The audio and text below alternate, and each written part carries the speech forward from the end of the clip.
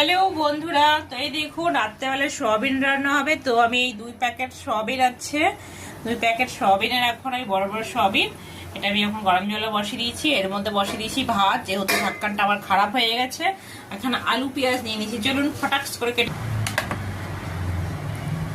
তো বন্ধুরা তেল দিয়ে দিলাম, এই দেখুন আমার ভাতটাও হয়ে গেছে। এর মধ্যে জিরে ফোড়ন দিয়ে দিলাম, ঠিক আছে। আর এই দেখুন সয়াবিনটা ঠান্ডা করতে দিয়ে দিয়েছি।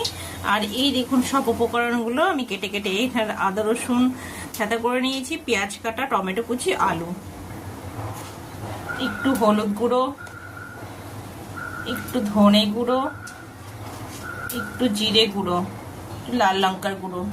তো আলুগুলো আমি দিয়ে দিলাম। এখন আলুগুলো কেটে নিই।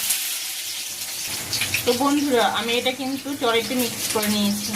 তো বন্ধুরা দেখতেই পাচ্ছ এর মধ্যে এখন আদা রসুন সেদ্ধ করা ছিল সেটা দিয়ে দিয়েছি, হলুদ দিয়েছি আর পেঁয়াজ কুচানো দিয়ে দিয়েছি। সব এটা ভালো করে জলটাকে ঝরিয়ে রেখে দিয়েছি। আর টমেটো কুচি আছে, আর এর মধ্যে কাঁচা লঙ্কা দিব না, শুকনো লঙ্কার গুঁড়োটাই দিয়ে দিচ্ছি, অতি যথেষ্ট।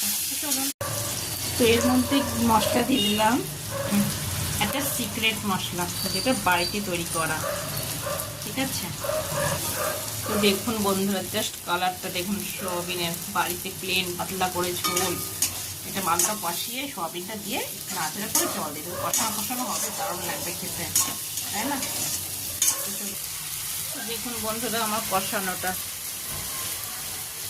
তো আমার ঝোলটা ফুটে রেডি। এই দেখুন জাস্ট এরকম ভাবে গরম গরম ভাতের সাথে, ওয়াও দেখুন দেখুন নিরামিষ ঝোল। ওহো, নিরামিষ নেই, পেঁয়াজ আছে কিন্তু বিনা মশলায়, আমি মশলা বাটি না।